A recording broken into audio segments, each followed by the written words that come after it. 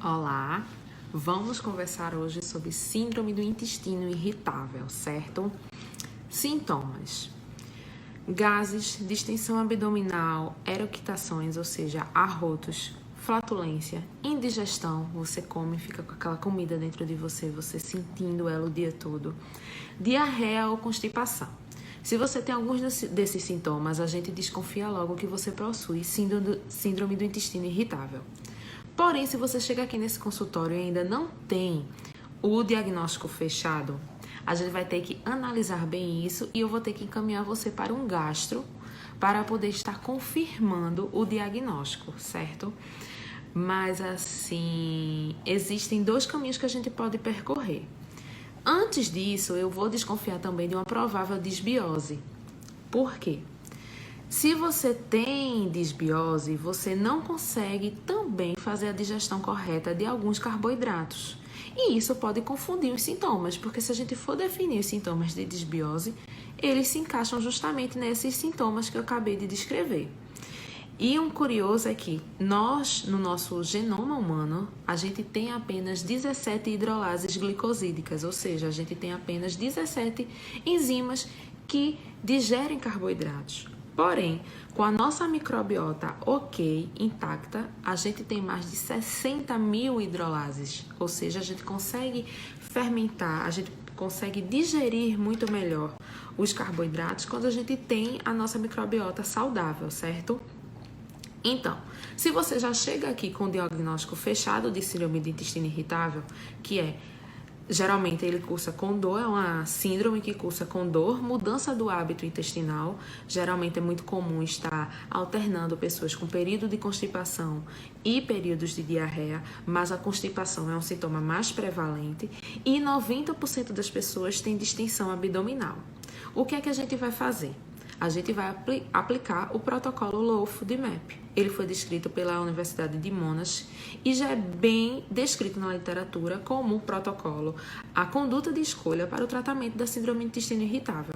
Como eu disse a vocês, junto ou antes, a gente trata também de disbiose, com protocolo de probióticos, de fibras, de exclusão de alimentos industrializados, alimentos ricos em açúcares, frituras, inclusão de alimentos que vão auxiliar na proliferação dessas bactérias saudáveis. A gente antes tem que fazer esse protocolo. Por quê?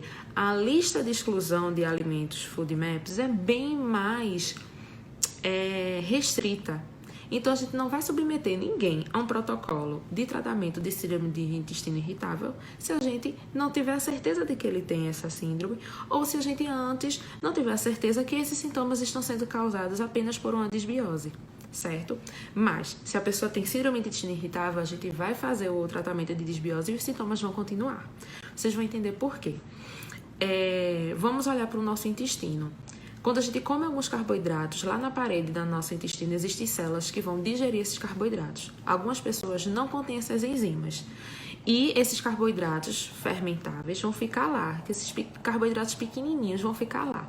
Só a presença deles no intestino já faz com que a água seja puxada para o nosso intestino por meio de osmose.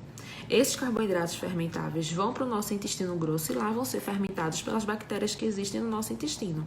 E isso vão produzir mais gases, então vai causar a flatulência e também vai causar a distensão abdominal. Essa expansão da parede do nosso intestino vai ativar os nervos que estão ao redor do nosso intestino e isso vai causar dor e desconforto, certo? Então, ao aplicar o protocolo Low FODMAPs, ou seja, Low, baixo, FODMAPs significa o quê?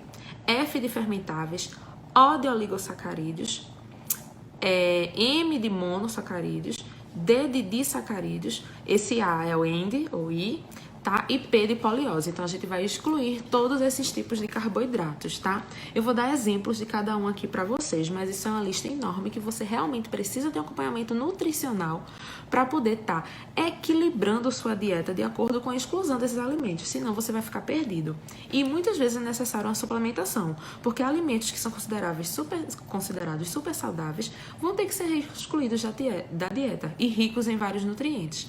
Então, por exemplo, Monossacarídeos é glicose, frutose e galactose, certo? É mais conhecido por vocês. Então, muitas frutas, açúcar de mesa não pode ser consumido.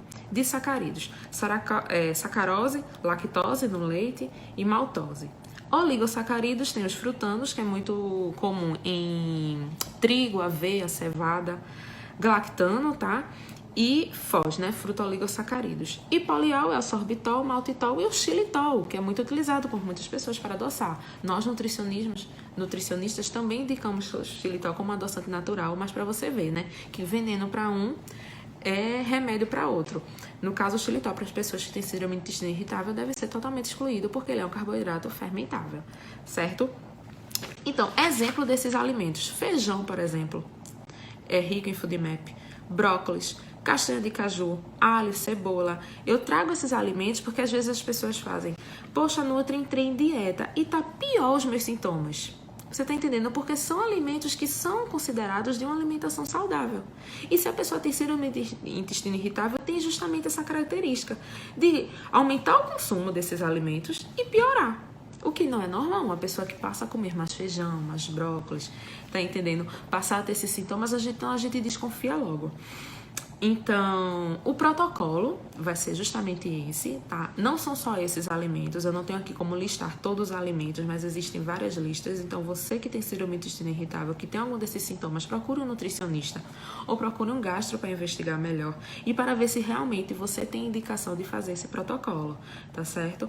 Então, espero que vocês tenham gostado. Eu tentei fazer hoje um vídeo mais curtinho, certo? Para a gente conseguir realmente fazer com que chegue a todo mundo assista ele por completo.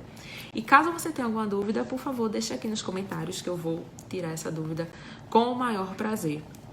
Um beijão e até o próximo IGTV.